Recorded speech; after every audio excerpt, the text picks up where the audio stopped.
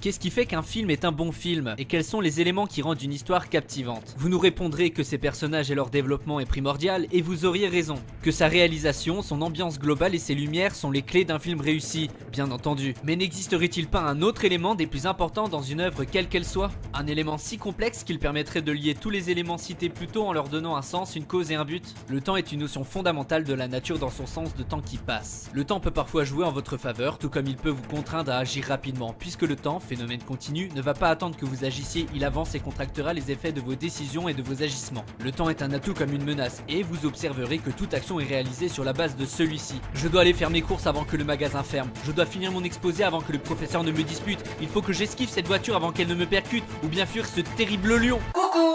À présent, rendez-vous compte à quel point ce principe de temps et la pression qu'il emploie peut être puissant dans un film où tout est possible, où les enjeux sont décuplés. Un avion sur le point de se cracher, une bombe presque au bout de son décompte, un virus mortel qui se propage. Le temps passe, le cliquetis de la montre s'intensifie, il ne reste plus que quelques secondes pour agir. La catastrophe est imminente. Vous vous êtes collé à votre siège suant un grosse goutte pour espérer que votre personnage fasse atterrir cet avion, qu'il désamorce cette bombe posée dans cette salle de théâtre, qu'il mette la main sur ce fichu antidote qui sauvera le monde. Le temps est meurtrier, indéniablement.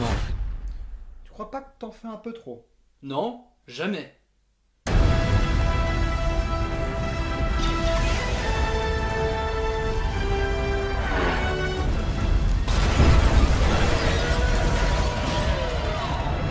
Bonjour à tous, vous l'aurez compris, aujourd'hui nous allons parler du temps et de son aspect meurtrier au cinéma. Afin de comprendre comment cette notion est utilisée et mise à l'écran, nous allons alors parler de 3 films en particulier. Commençons avec un premier film pas trop connu, Shining, réalisé en 1980 par Stanley Kubrick. Avant toute chose, il est important de se remettre dans le contexte de l'histoire. Jack, un écrivain père de famille, décide de devenir le gardien d'un hôtel perdu dans une montagne en plein hiver, afin de trouver l'inspiration pour l'écriture d'un nouvel ouvrage. Accompagné par sa femme Wendy et son fils Danny, il est cependant prévenu que de sombres événements se sont déroulés dans cette bâtisse. L'ancien gardien aurait massacré sa famille, mais cette histoire ne fera pas changer d'avis de Jack. Ah bon, on peut dire qu'il s'est pas refroidi?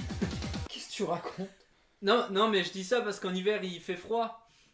C'était un jeu de mots. On peut déjà s'intéresser à la saison durant laquelle se déroule l'histoire, l'hiver. Ici, l'hiver a une grande importance puisqu'elle a pour symbolique le temps qui se fige. Elle crée des paysages flous dans une neige à perte de vue qui paralyse et nous assomme de sa froideur en mettant en valeur des couleurs bleues très pâles. Ce climat glacial sera présent dans de nombreuses scènes de films puisqu'elle caractérise également le personnage de Jack. Effectivement, plus Jack passe du temps dans le calme glacial de cet hôtel, plus celui-ci semble avoir un comportement de plus en plus violent envers sa femme et son enfant. Nous arrivons donc devant cette scène où Wendy, apeurée, brandit une batte face à son mari qui ne cesse de s'approcher d'elle en disant d'horribles choses. Dans cet exemple, il est facile d'observer un rapport de dominant pour Jack et de dominé pour Wendy. Ce rapport est premièrement montré par le comportement des personnages, mais surtout d'une manière inhabituelle en montrant le dominant en dessous du dominé, alors que la plupart du temps on préférera montrer le grand méchant avec une contre-plongée par exemple. Ici, cette supériorité de l'antagoniste fonctionne tout de même grâce à son avancée dangereuse dans les escaliers, appuyée par des sons de grincement de violon qui nous font comprendre la menace qu'est Jack. Plus celui-ci montera haut, plus son visage passera du bleu pâle au rouge qui pourrait être synonyme du mal ou des enfers. Plus le personnage s'imprègne de cette couleur rouge, plus nous comprenons qu'il reste peu de temps avant que le pire puisse arriver. La scène nous est filmée d'un point de vue subjectif, presque à la première personne, pour nous permettre de nous sentir menacés nous aussi. C'est donc ici une course contre le temps pour Wendy, qui essaie de s'enfuir de cet hôtel gigantesque avant que le mal la rattrape. Dans ce film, la menace est directe et identifiable, ce qui n'est pas le cas de notre deuxième film, Le Village, réalisé en 2004 par M. Night Shyamalan. Une petite communauté vit dans un village reclus au centre d'une immense forêt où, d'après le conseil du village, d'étranges créatures drapées de rouge semblent s'y cacher. Il est donc interdit de s'aventurer dans cette forêt, frontière entre le territoire des villageois et celui des créatures, sous peine de trahir un accord qui aurait été passé entre les deux parties. Cependant, un soir, les monstres sont de sortie. Le garde donne l'alerte en sonnant la cloche. Le village comprend alors directement quelle est la menace qui s'apprête à arriver. Comme si la seule chose qui leur posait problème depuis toujours était ces créatures. Montrés sur un plan séquence, les habitants courent se réfugier chez eux. Nous observons là toute l'ampleur de la panique et du sérieux de cette menace. Ce sentiment est accentué par le son de la cloche qui continue de retentir, comme une alarme nous démontrant l'urgence de la situation et du temps qui s'écoule malgré tout.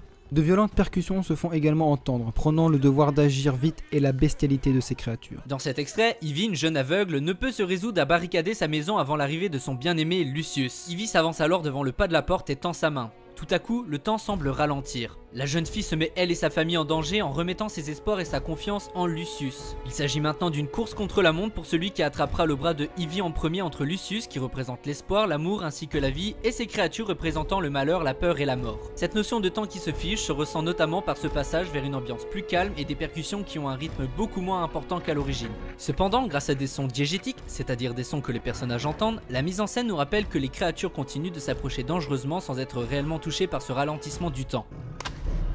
Quand Lucius finit par prendre la main d'Ivy, la scène, soutenue par une mélodie jouée au violon qui semble rendre intemporelle la scène, se poursuit au ralenti. Rien ne peut plus arriver de mauvais à Ivy, secourue par la personne envers qui elle avait mis toute sa confiance. Dans le dernier film que nous allons analyser, la menace n'a pas de représentation physique, puisque le temps est la thématique la plus importante du film Là-haut, sorti en 2009 par les studios Disney Pixar et réalisé par Bob Peterson et Pete Docter. T'as besoin d'une ordonnance ? Quoi ? Deux enfants, Carl et Elise, se rencontrent et se rendent compte qu'ils partagent tous deux le même goût de l'aventure. C'est alors qu'un amour profond entre deux personnages s'installe. Ils se marient et travaillent pour réaliser leur grand projet, se rendre aux chutes du paradis, au Venezuela. Dans l'extrait que nous allons analyser, nous suivrons la vie que passeront ensemble Ellie et Carl. L'extrait commence sur la prise d'une photo. Qui dit photo dit moment à immortaliser. Ici un moment important puisqu'il s'agit du mariage dans le temps. Il marque le commencement d'une promesse à tenir, aller ensemble aux chutes du paradis dans le futur. Nous observons, grâce au ton de couleur qui change entre les séquences, la mise en place de sauts temporels. Ces sauts dans le temps sont renforcés par les décors, les habits et le quotidien des personnages qui changent au fur et à mesure de leur vie. Ces changements sont également plus facilement observables grâce aux transitions. Effectivement, dans l'extrait, nous avons deux différentes transitions entre certaines séquences.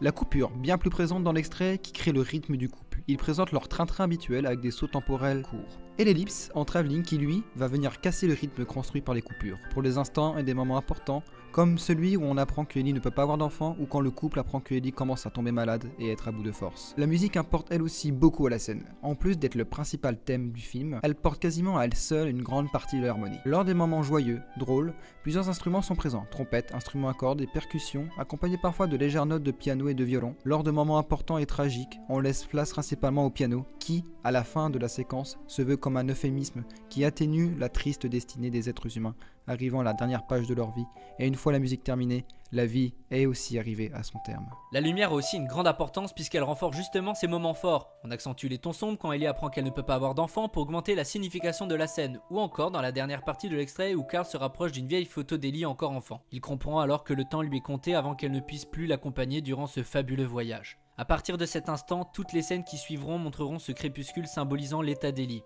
Elle arrive à la fin de sa vie, et le noir, la lumière de la nuit après la scène d'hôpital confirme que Carl est maintenant seul. Et que sa bien-aimée s'est éteinte, comme la lumière de la scène. Ici, le temps ne montre pas seulement des moments tristes ou sombres d'une vie, il montre aussi des moments joyeux, d'amour et de bienveillance. Même si le temps peut parfois être une sacrée chipie, elle peut être aussi la plus belle chose une fois que l'on a bien patienté, car le temps est quelque chose d'imprévisible et de surprenant. C'est si beau ce que tu dis, Vous l'aurez compris, le temps fait partie intégrante de nos histoires préférées et peut avoir un impact direct sur nos personnages, parfois d'une manière cruelle, meurtrière et parfois d'une manière plus douce. C'est ainsi que se termine cette vidéo, j'espère qu'elle vous aura plu. Bien entendu, on aurait pu vous parler de centaines d'autres films et de séries, mais ça nous aurait demandé beaucoup plus de temps. A très bientôt.